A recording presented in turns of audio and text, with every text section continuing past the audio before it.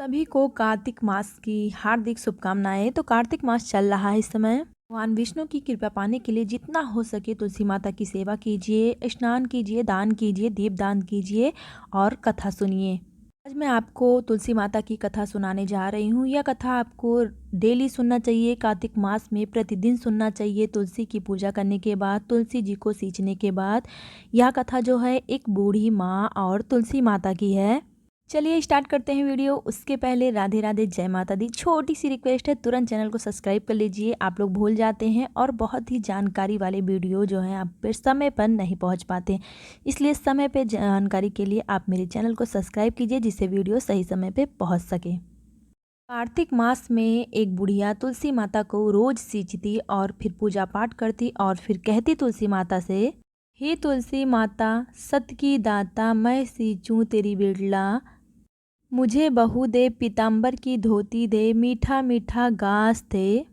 बैकुंठ में वास दे, चटक की चाल दे, पटक की मौत दे। चंदन की काठ दे, रानी सा राज दे। भोजन में दाल भात दे।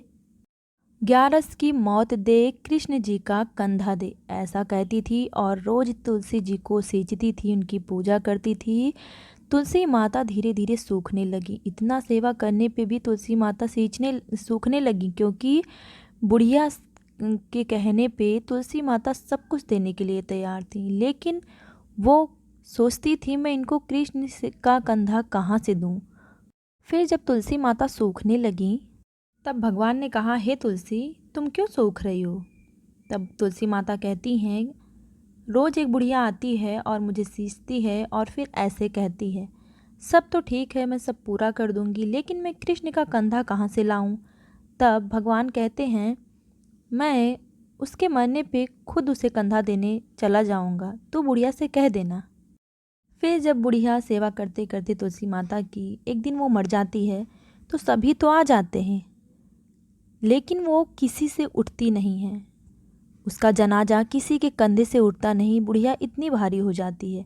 तब कृष्ण भगवान एक 12 वर्ष के बालक का रूप धारण कर आते हैं और सबसे कहते हैं कि मैं इस बुढ़िया के कान में कुछ कहूँगा और ये हल्की हो जाएगी।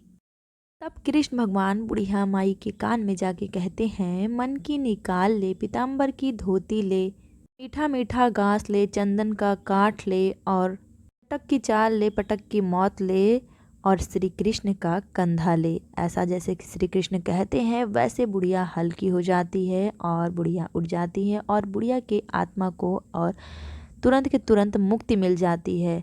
बुढ़िया का आत्मा जो है परमात्मा से मिल जाता है और उसे मोक्ष की प्राप्ति हो जाती है। हे तुलसी माई, जैसे आपने उस बुढ़िया को मोक्ष की प्राप्ति दी है, वैसे सभी की मनोकामना पूरा कीजिए और सभी को मोक्ष और मुक्ति दीजिए, जिससे कि हमारा भी आत्मा परमात्मा से मेल हो और हमें भी मोक्ष मिल सके। तो इस तरीके से आप लोग कथा अवश्य सुनिए। कथा सुनने से भगवान जो हैं बहुत ही प्रसन्न होते हैं और हमें मनचाहा वरदान देते हैं, हमारी आत्मा को शांति देते हैं, जीते जी हमें हर सुख प्रदान करते हैं और मरने के बाद हमारी आत्मा को मोक्ष की प्राप्ति मिलती है। तुलसी माता भगवान विष्णु सभी पे अपनी कृपा बनाए रखें। मिलेंगे फिर नेक्स्ट वीडियो में, तब तक के लिए राधे राधे, जय माता दी। प्लीज़ चैनल को तुरंत सब्सक्राइब कर लीजिए, नेक्स्ट वीडियो आपसे मिस ना हो पाए।